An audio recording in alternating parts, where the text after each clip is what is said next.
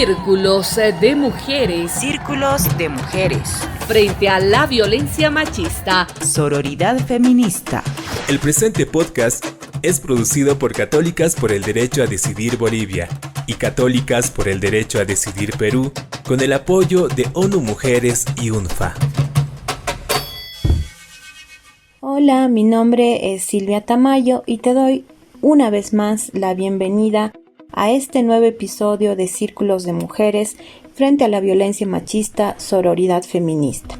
Y antes de iniciar, también le damos la bienvenida a Roberto Condori. Ella es una activista LGBTIQ+, disidente sexual y nuestra aliada en este viaje sonoro feminista.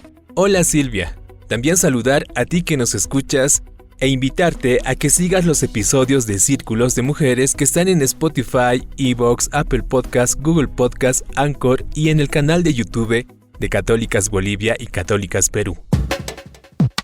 Mi nombre es Silvina Humérez, soy activista por los derechos de la mujer, miembro activo de la organización Visión Juvenil AVE.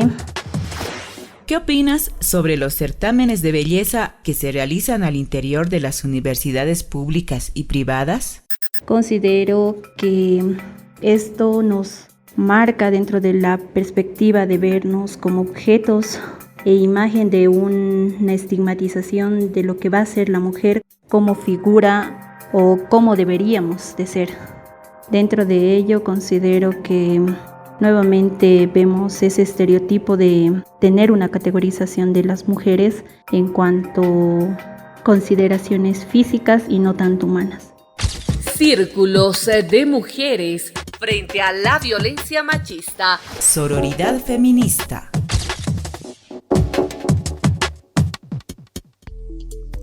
Para este episodio de Círculos de Mujeres hablaremos de la violencia en los espacios educativos con énfasis en las universidades.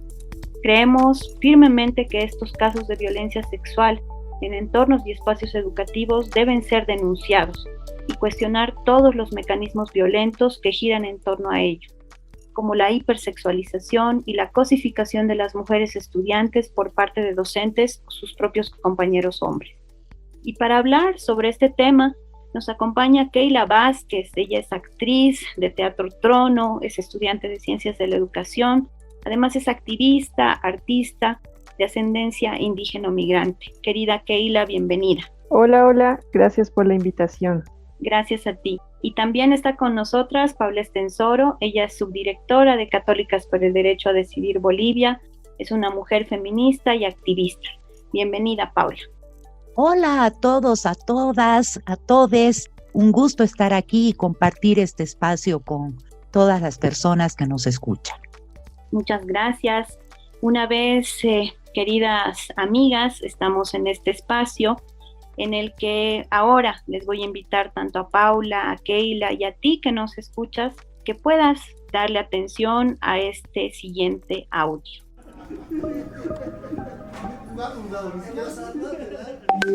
Hola amiga, espero puedas leer este mensaje.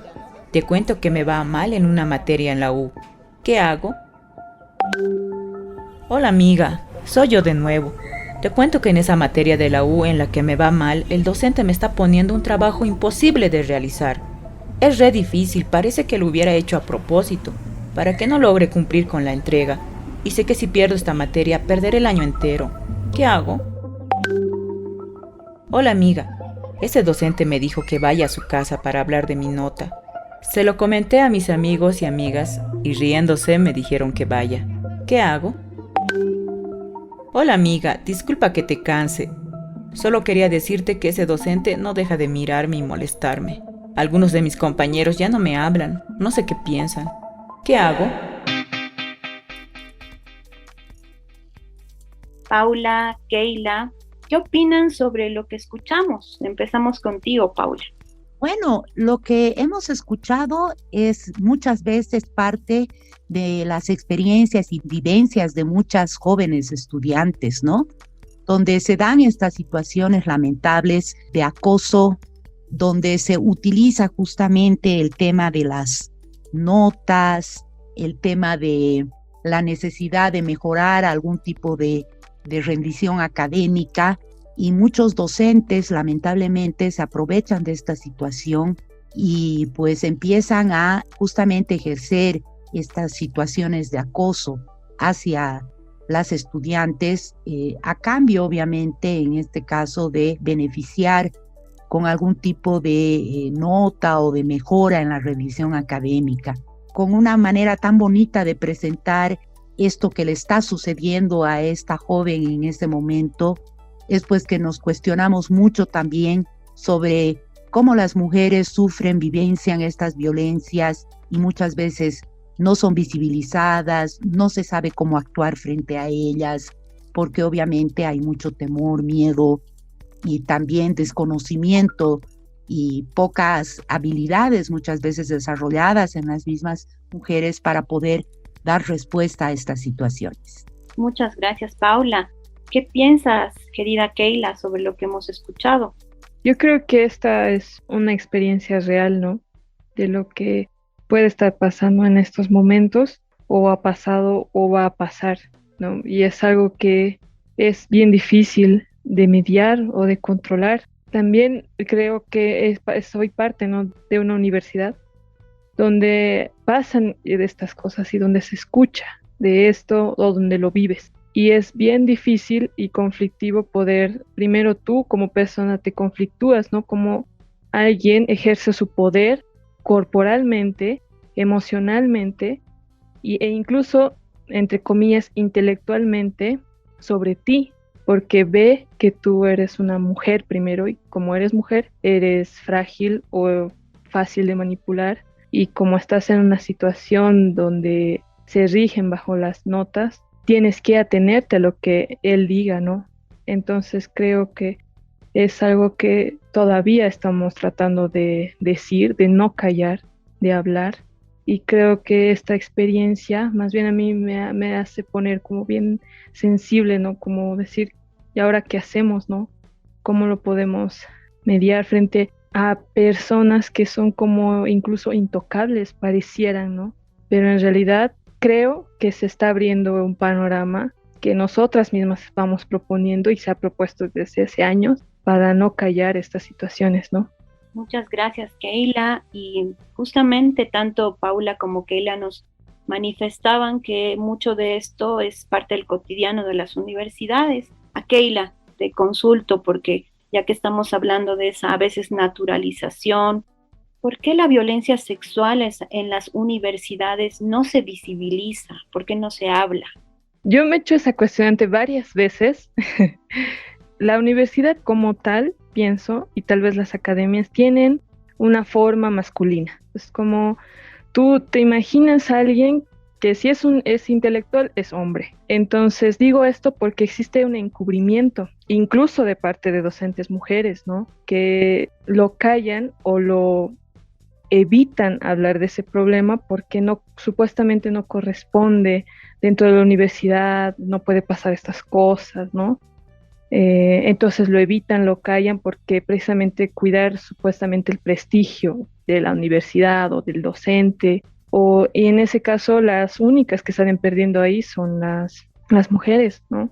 Tanto que son víctimas de este acoso o las que tratan de denunciar este acoso. Personalmente lo he intentado hacer, ¿no? De manera artística, incluso no hay amigas, docentes que no lo apoyan ni lo respaldan precisamente porque todavía existe una figura masculina de lo que debe ser en todo lugar y en este caso dentro de la universidad. Entonces todavía hay un pacto de silencio en las universidades de parte sobre todo de los varones que lo justifican, lo cubren, y también de las mujeres, ¿no? Podemos incluso algunas mujeres apuntar con el dedo y culpabilizar, ¿no?, a la víctima en vez de al acosador, que en este caso sería el docente, ¿no?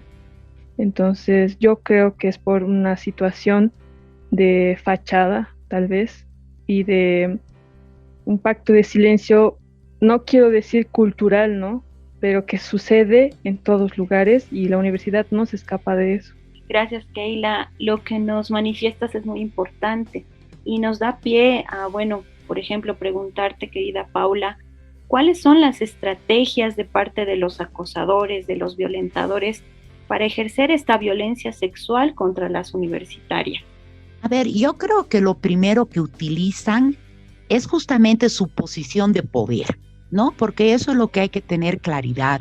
Todas estas situaciones de acoso y de violencia que se ejercen en razón de género justamente hacia las mujeres, tiene que ver con esta posición privilegiada, ¿no? De representación masculina que se asienta pues en nuestro sistema, ¿no? En un sistema patriarcal y machista.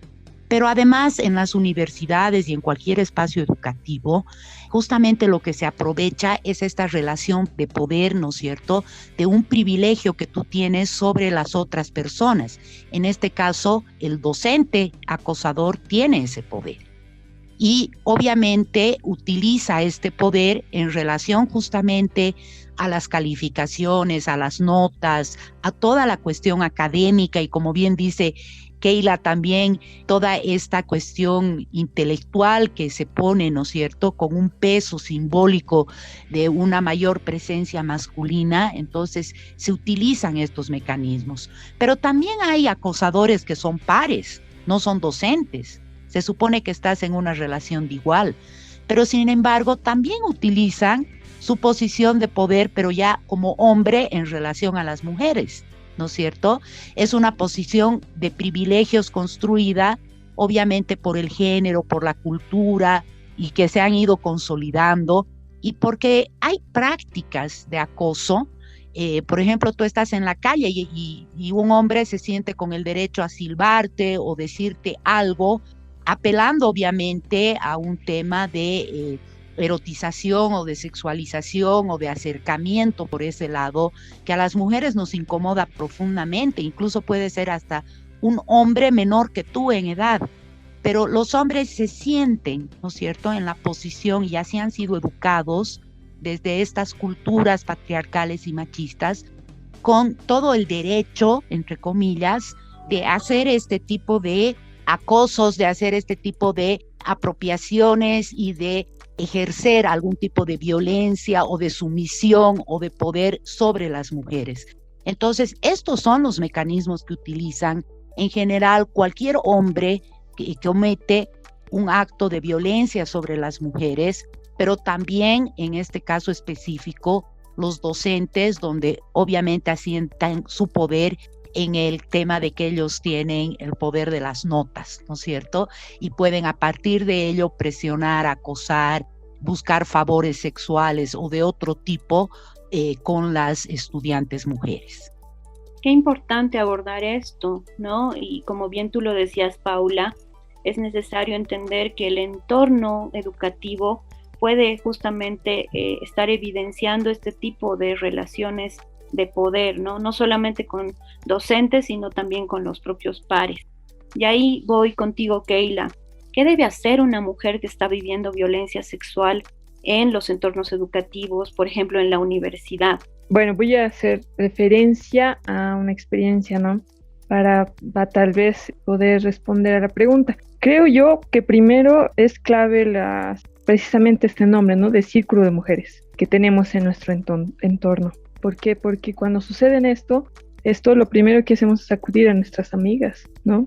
Entonces creo yo que sí es necesario, si una mujer está sufriendo este acoso sexual por parte de un docente, lo ideal, claro, sería que exista, ¿no?, en cada carrera una oficina donde se pueda hablar de estas situaciones, ¿no? Y creo que en la universidad, al menos en la UMSA, existía, pero no lo conocíamos. Pero lo que nosotras hicimos dentro de nuestra carrera fue cuidarnos entre nosotras. Por ejemplo, las de años antiguos nos decían, ¿no? Vinieron a nuestro curso cuando yo estaba en segundo año y nos dijeron, ¿saben qué? Este docente se está integrando otra vez, pero tiene denuncias de acoso, tiene esas cosas, y les va a decir esto, y ustedes no vayan solas. Si les va a decir a su oficina, no vayan solas.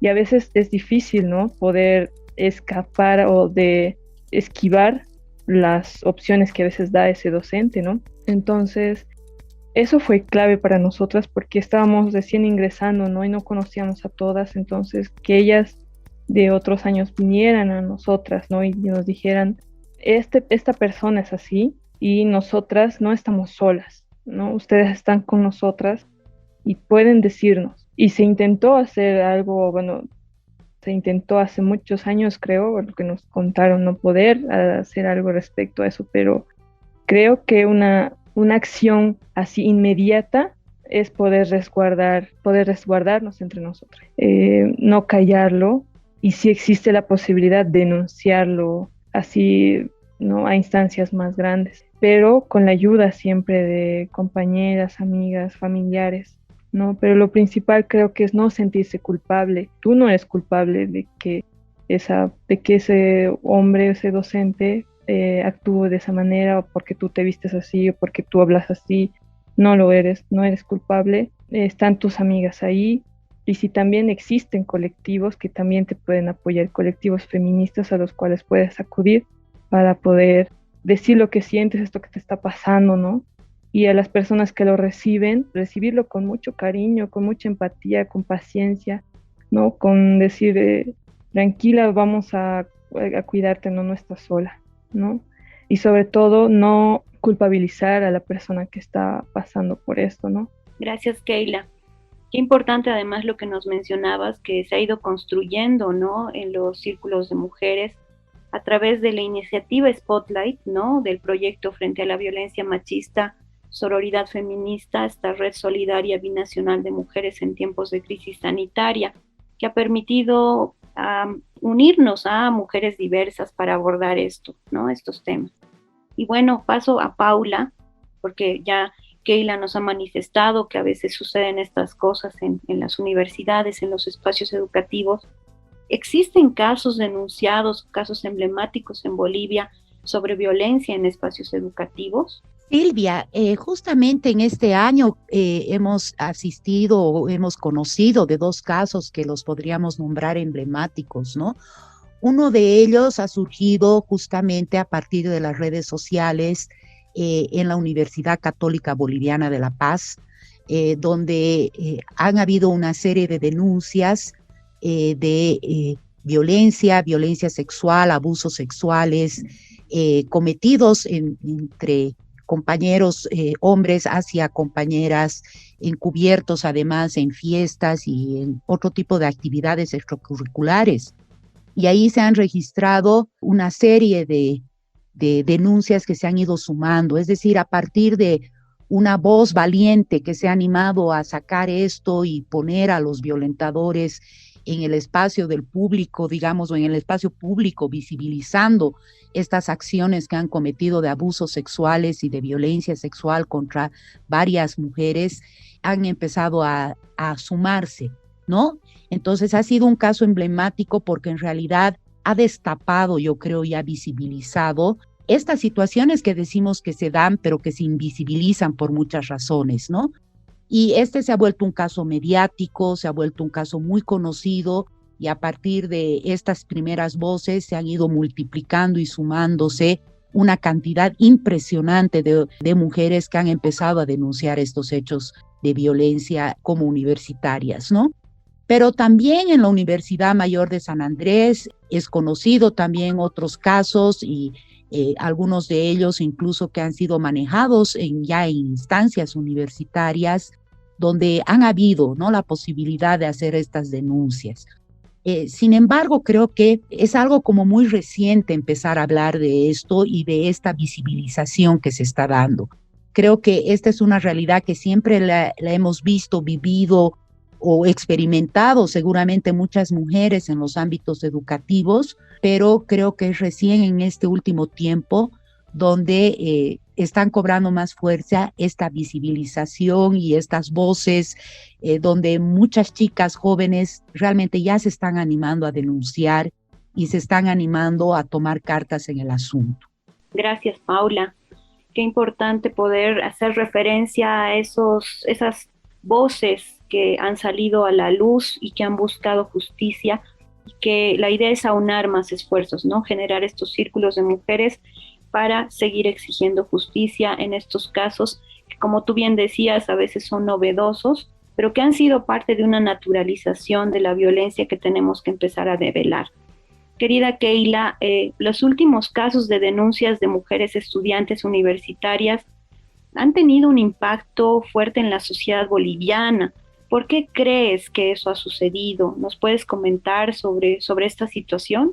Creo que el medio a través del cual se ha hecho, ¿no? Estas denuncias y otras también que son de acoso o de violaciones, ha influido mucho, ¿no? Dentro de la cotidianidad, que es este medio del Facebook, ¿no? Porque como es tan cotidiano y ya existen tantas noticias, ¿no? Entonces ha hecho que la noticia o que la denuncia también se vuelva viral, ¿no? Entonces, uno tal vez por eso, creo yo, pero también tiene que ver mucho con esta fuerza que las mujeres van tomando para poder ya no callarse, ¿no? Y lo hacen no solamente a través del Facebook, ¿no? Lo hacen también en la calle o desde sus trabajos, en los espacios educativos, ¿no? En las escuelas, en sus casas. Y surge esta oleada, ¿no? De varias manifestaciones, ya sean pequeñas o grandes, de mujeres que ya no permiten que las acosen, que ya no permiten que denuncian si les ha pasado alguna violación, ¿no? Y lo importante es también denunciar con el nombre, ¿no? de la persona. Entonces, sí ha impactado en la sociedad y ahora la gente lo habla, ¿no? Por ejemplo, mi tía, mis papás, que antes no lo decían, o tal vez en la calle también lo escuchamos, lo escucha, ¿no? O lo ve tal vez a través igual de las redes sociales, ¿no? Entonces, creo que ha sido por cotidianizar la lucha, ¿no?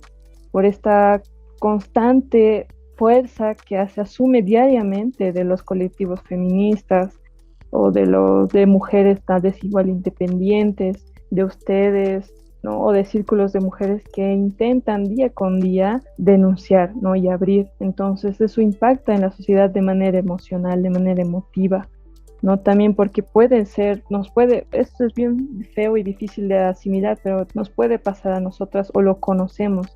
Y hay que asumir esa lucha, al menos yo creo, ¿no? Entonces creo yo que por eso lo ha impactado, y también porque el otro lado, que es la contraparte, se siente ofendida, se siente atacada, que son los hombres, ¿no? Estos hombres victimadores se sienten, ¿no? Bien ofendidos o atacados, y lo hacen igual a través de las redes o de todo, y a veces son personajes, ¿no? Públicos, ¿no? Entonces, o tal vez igual no lo son. Entonces creo yo que ha sido porque son situaciones que conocemos interiormente, que no lo decimos a veces, pero esta cotidianidad de buscar hablarlo, de no callarlo, de luchar, ¿no? Y resistir, hace que la gente se vuelva más sensible, ¿no?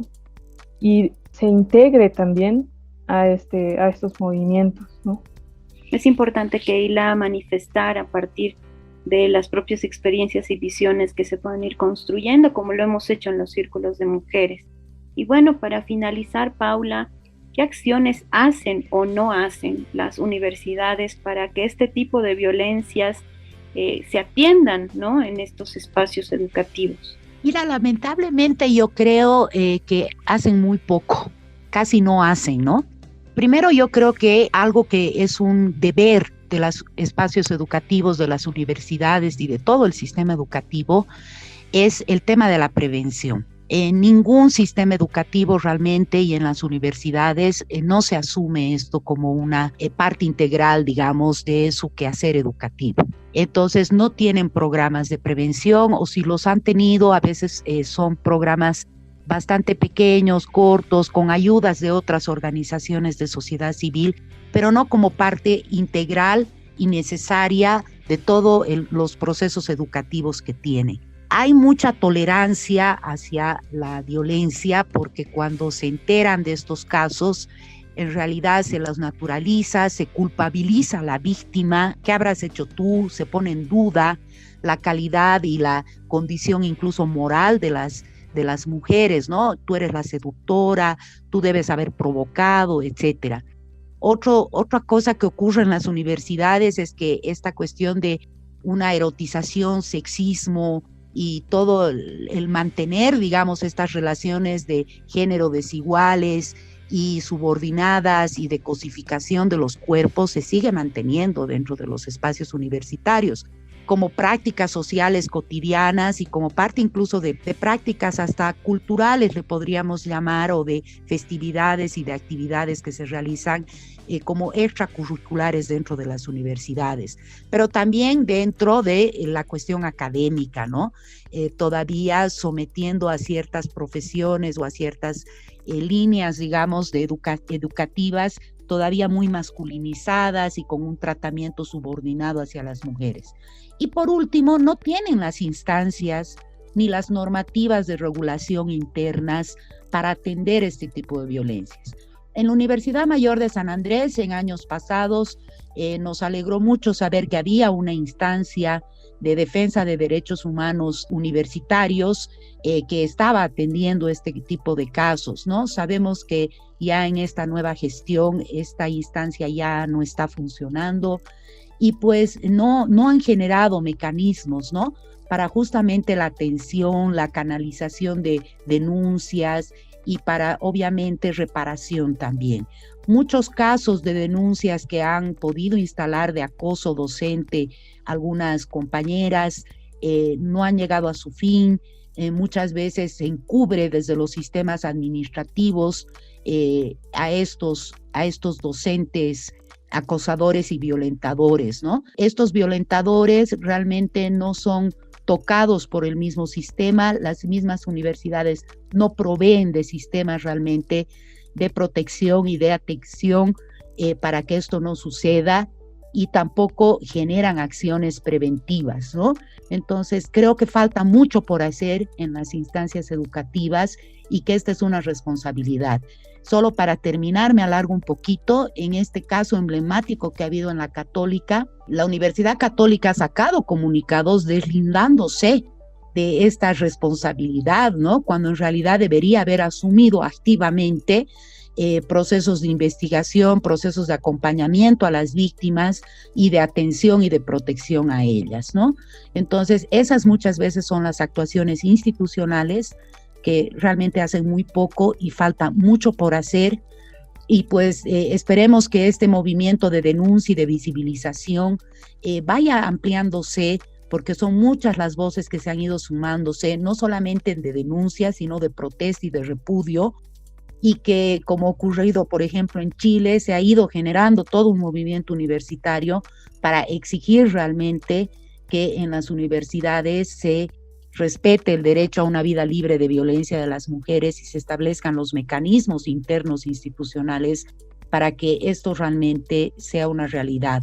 Y las universidades y en sus sistemas administrativos se hagan responsables de garantizar este derecho de las mujeres a vivir sin acoso, sin ningún tipo de violentaciones en estas estructuras y en estos sistemas educativos.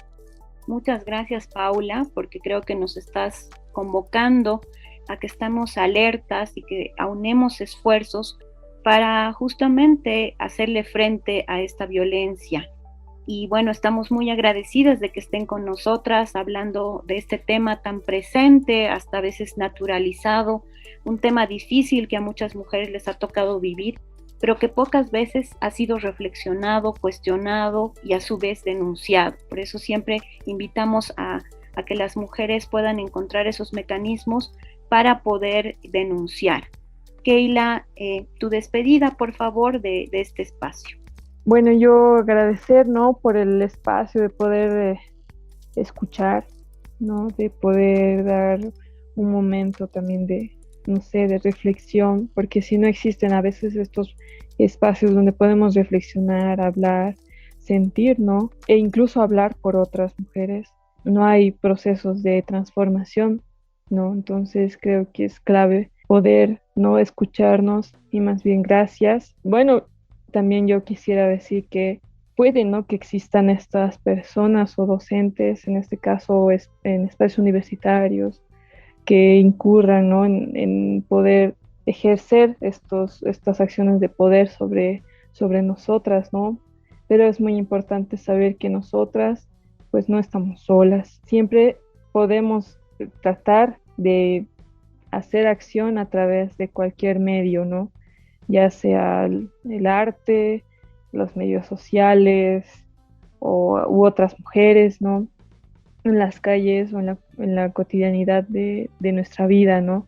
Y creo que es importante reflexionar sobre eso, que sus poderes en algún momento, esos poderes que ellos ejercen, tienen que desaparecer, ¿no? Por una vida más justa, más digna de las mujeres, ¿no? Y que no estén tan cómodos, ¿no? Allí, porque creo que estas oleadas que se vienen generando desde hace años, van a seguir creciendo, ¿no? Gracias, Silvia. Gracias a ti, Keila, por haber sido parte de estos círculos de mujeres que se han enriquecido con tu presencia, tu experiencia y justamente esa posibilidad de trabajar de manera conjunta con mujeres diversas. Hemos estado compartiendo con mujeres afrodescendientes, con mujeres trans, con mujeres indígenas migrantes, lideresas religiosas que de alguna forma además son contestatarias y que cada una ha aportado a esa diversidad y a esa posibilidad de hacerle frente a la violencia.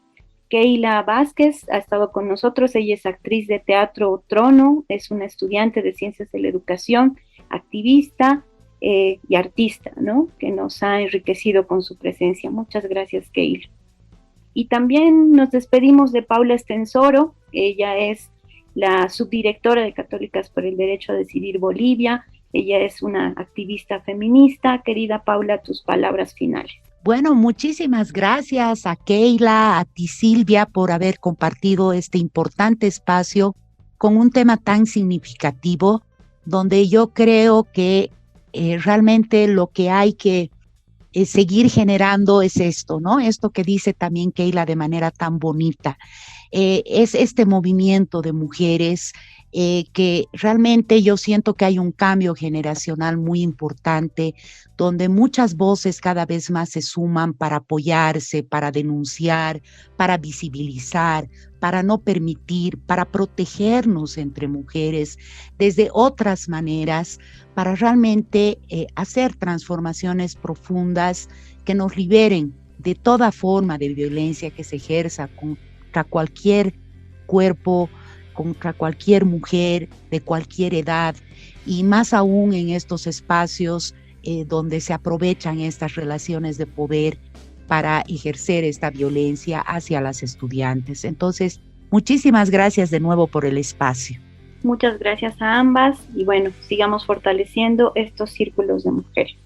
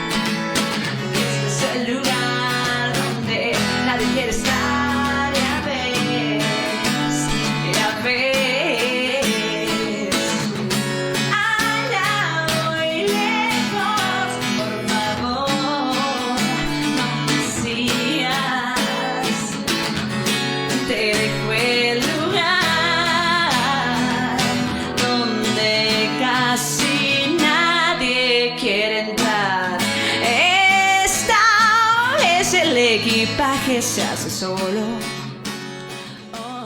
Acabamos de escuchar a Joaquina, cantautora boliviana, con la canción Vuelo.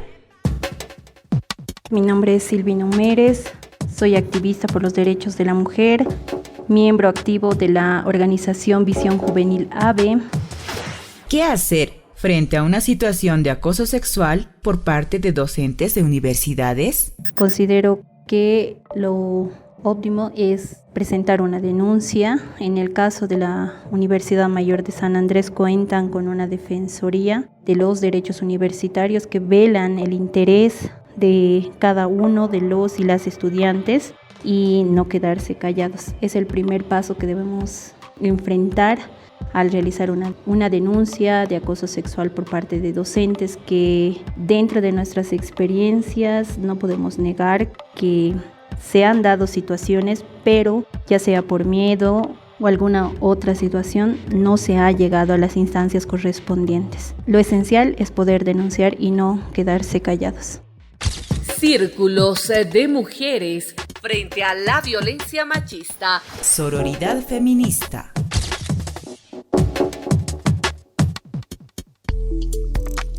En este episodio de Círculos de Mujeres, hablamos de la violencia hacia las mujeres en espacios educativos con énfasis en las universidades. Creo que la prevención del acoso sexual en las universidades también pasa por penalizar ese acto según las normativas ya existentes y ponerlas como casos emblemáticos, y así visibilizarlos para que el acosador lo piense 2 veces antes de ejercer acoso sexual hacia una universitaria. Así es, Roberto. Y con esas reflexiones cerramos el episodio de hoy. Te quiero agradecer a ti que nos escuchaste y recordarte que los episodios de Círculos de Mujeres están disponibles en Spotify, iVoox, Apple Podcast, Google Podcast, Anchor y en el canal de YouTube de Católicas por el Derecho a Decidir Bolivia y de Católicas por el Derecho a Decidir Perú.